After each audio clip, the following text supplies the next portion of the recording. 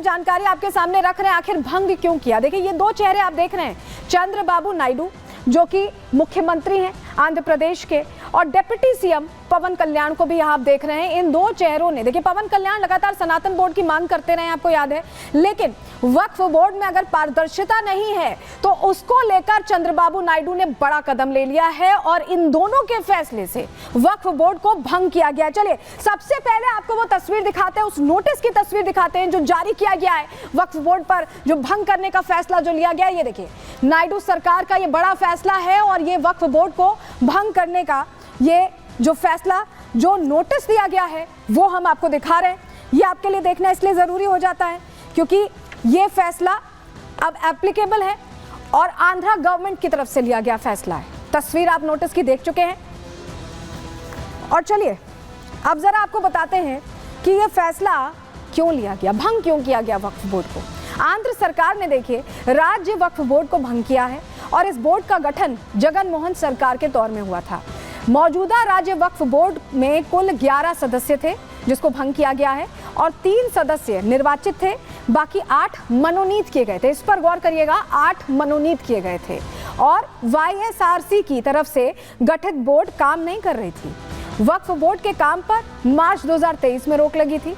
Board के निष्क्रिय होने की वजह से भंग किया गया। आपको याद होगा कि जगन मोहन सरकार में ही कैसे तिरुपति में वहां पर कई लोगों को उसमें डाल दिया गया था अपने, और वहां पर जो प्रसाद था उसकी पवित्रता के साथ भी यहाँ समझौता किया गया था। और यह ऐसा ही मामला वक्फ बोर्ड के गठन के दौरान भी सामने आया क्योंकि 8 सदस्य जो मनोनीत किए गए थे वो मनमानी कर रहे थे और उनकी मनमानी की वजह से ही यहाँ पर बोर्ड को भंग करना पड़ा। यानी नायडू सरकार बिल्कुल क्लियर है कि पारदर्शिता रहेगी तभी वक्फ बोर्ड काम कर पाएगा। लेकिन चलिए अब आपको बताते हैं कि पारदर्शिता ना होने की वजह से ही ये फैसला क्यों लेना पड़ा। राज्य वक्फ बोर्ड में कई तरह की खामियां थी जो हम आपको बता रहे थे। बोर्ड में सुन्नी और शिया समुदाय के विद्वानों का प्रतिनिधित्व नहीं था, मनमाने लोगों को बैठाया गया था बोर्ड में। पूर्व सांसदों को भी बोर्ड में नहीं रखा गया था। जगन सरकार पर मनमाने तरीके से नियुक्ति करने के आरोप थे। जूनियर एडवोकेट्स का यहाँ सिलेक्शन कर लिया गया था। सीनियर वकीलों के हितों से यहाँ टकराव चल रहा था, एक टसल चल रहा था, एक लड़ाई चल रही थी और बोर्ड के प्रबंधक की नियुक्ति भी सवालों के घेरे में थी। आप समझ रहे हैं कि नियुक्ति भी सवालों के घेरे में थी क्योंकि इन्होंने ही तय किया था कि किसे बनाना है, किसे उस बोर्ड में जगह रखनी है। हमने आपको बताया 8 सदस्य मनोनीत किए गए थे। आप समझ रहे हैं उन 8 सदस्यों में इन्होंने अपने मनमाने लोगों को भर दिया। मार्च 2023 से वक्फ बोर्ड का काम पूरी तरह से ठप था। वक्फ बोर्ड का काम क्या होता है, संपत्तियों का मैनेजमेंट, बेहतर तरीके से रख रखाव, हर चीज प्रॉपर चलती रहे, ये काम होता है, लेकिन कोई काम नहीं हो रहा था। जगन मोहन सरकार ने ही तिरुपति में वहां पर अपने लोगों को TTD में बैठाया था और ऐसे ही वक्फ बोर्ड में भी अपने मनमाने लोगों को बैठा दिया था। लेकिन RP सिंह जो BJP नेता हैं वो सीधे सीधे कह रहे हैं कि अब जो नायडू ने स्टेप लिया है, यहाँ पर चंद्रबाबू नायडू ने ये क्लियर कर दिया कि वो भी वक्फ संशोधन बिल के पक्ष में ही हैं। सुनिए जरा। वहाँ के वक्फ बोर्ड में कई सारी दिक्कतें थी, वहाँ पर कई सारी शिकायतें थी वक्फ बोर्ड को लेकर और उसके मद्देनजर में वक्फ बोर्ड को भंग किया। नए ढंग से कॉन्स्टिट्यूट करेंगे और अपेक्षा करते हैं जो नया वक्फ बोर्ड कॉन्स्टिट्यूट करेंगे वह मुसलमानों के हित के लिए, गरीब मुसलमानों के हित के लिए काम करेगा, खास कर जो महिलाएं और बच्चों के लिए काम करेगा और जो वक्फी प्रॉपर्टीज़ हैं उनका उपयोग स्कूल, कॉलेज, हॉस्पिटल खोलने के लिए हो, अच्छी बात है। और क्योंकि लगातार वहाँ पर शिकायतें आ रही थी, इसके चलते उन्होंने उसको भंग किया। देखिए चंद्रबाबू नायडू पर जो दबाव बना रहे थे, जो मौलाना बार बार कह रहे थे कि चंद्रबाबू नायडू अपना स्टैंड क्लियर करें, चंद्रबाबू नायडू ने वो कदम उठाया है कि सीधा मैसेज मेरे ख्याल में विपक्ष को भी पहुंच चुका है, मौलानाओं को भी पहुंच चुका है। लेकिन कैसे केंद्र सरकार जिस रास्ते पर चल रही है, क्योंकि ये कहा जाता है कि वक्फ बोर्ड जो है वहां पर देखिए जो मुस्लिम हैं, जो गरीब मुस्लिम हैं या शिया हैं या बोहरा समुदाय के लोग हैं, उनके लिए मुश्किल हो जाता है, उनका प्रतिनिधित्व नहीं होता। जो एक तरह से जो टॉप रेटेड लोग हैं जगह मिलती है और वो मनमानी करने लगते हैं और ऐसे नहीं ये लोग प्रताड़ित होते हैं। ये बदलाव की मांग कर रहे थे और उस बदलाव का केंद्र सरकार जैसे समर्थन कर रही है, केंद्र सरकार जैसा फैसला ले रही है, वैसा ही नायडू लेने के लिए तैयार हैं। ये कम से कम ये समझ में आ रहा है। चलिए जरा हम आपको समझाते हैं कि हम ऐसा क्यों कह रहे हैं। वक्फ बोर्ड के काम को देखिए सुव्यवस्थित करने के लिए सरकार ने बड़ा फैसला लिया, संपत्तियों का कुशल प्रबंधन सुनिश्चित करने का फैसला लिया और यही वजह कि संशोधन का ख्याल आया और उस पर काम भी किया गया। डिजिटलीकरण और पारदर्शिता पर जोर दिया गया कि डिजिटली सब काम हो, एकदम ट्रांसपेरेंसी रहे, मनमानी ना चले, कोई भी ऐसा ना हो कि किसी जमीन पर पहुंच के अपना दावा ठोक दे और उसकी हो जाए। अवैध कब्जे वाली संपत्तियों को वापस लाने की भी तैयारी इसमें थी।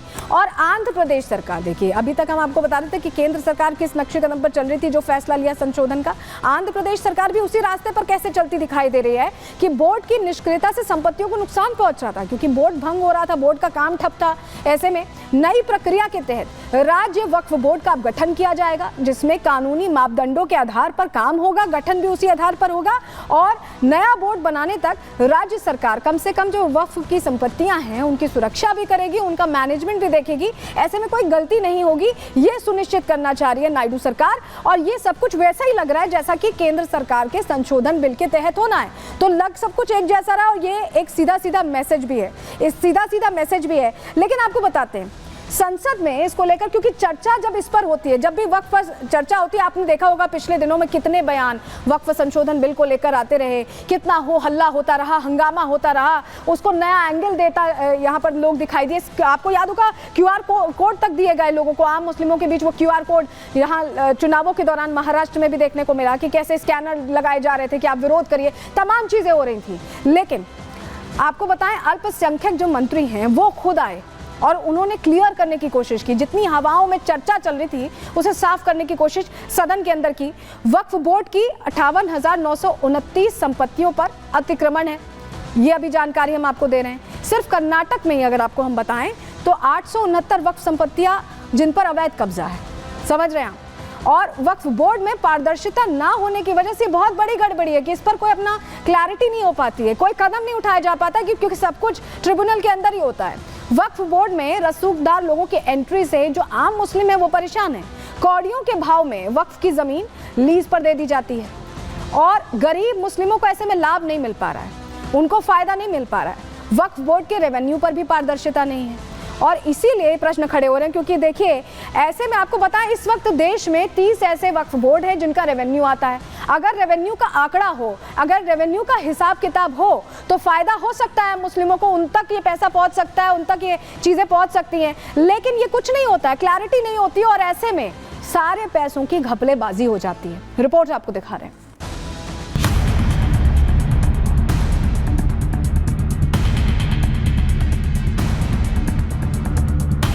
अगर चंद्रबाबू नायडू की बैसाखी न होती और उधर नीतीश कुमार की बैसाखी न होती तो बीजेपी गवर्नमेंट नहीं बना सकती। दिल्ली में मुस्लिमों की भीड़ जुटाकर मौलाना मदनी ने एनडीए में शामिल नीतीश कुमार और चंद्रबाबू नायडू को वक्फ संशोधन बिल का समर्थन न करने की धमकी दी थी। मदनी ही नहीं, विपक्ष में बैठे कई ऐसे नेता हैं जिन्होंने केंद्र सरकार को अस्थिर करने की मंशा के साथ ही एनडीए के सहयोगी दलों को चेताया था। लेकिन आंध्र प्रदेश सरकार के एक फैसले ने ऐसे मौलानाओं को जवाब दे दिया है। आंध्र प्रदेश सरकार ने राज्य वक्फ बोर्ड को भंग कर विपक्ष को यह बता दिया है कि वक्फ बोर्ड में मनमानी और वक्फ बोर्ड की दादागिरी अब नहीं चलेगी। दरअसल जगन मोहन सरकार ने आंध्र प्रदेश वक्फ बोर्ड में मनमाने तरीके से नियुक्तियों को अंजाम दिया था। इन नियुक्तियों के खिलाफ कई याचिकाएं दायर की गईं, जिसके बाद हाईकोर्ट ने वक्फ बोर्ड अध्यक्ष चुनाव पर मार्च 2023 में रोक लगा दी। इस रोक के बाद से ही वक्फ बोर्ड पूरी तरह से निष्क्रिय हो गया था, जिससे वक्फ संपत्तियों पर अतिक्रमण का खतरा बढ़ गया था। साथ ही वक्फ के रेवेन्यू पर भी असर पड़ रहा था। यही वजह है कि चंद्रबाबू नायडू सरकार ने पिछली सरकार के सभी आदेशों को वापस लेते हुए वक्फ बोर्ड को भंग कर दिया। जिस तरह से केंद्र सरकार वक्फ बोर्ड में फैली गड़बड़ियों को दूर कर पारदर्शिता लाना चाहती है, वैसे ही नायडू सरकार भी वक्फ संपत्तियों की सुरक्षा और वक्फ का काम सुचारू रूप से चलाने पर जोर दे रही है। नायडू ने अपने इस फैसले से यह भी साबित कर दिया है कि वक्फ बोर्ड में सुधार के लिए जो भी मुमकिन फैसला होगा उनकी सरकार वो जरूर लेगी।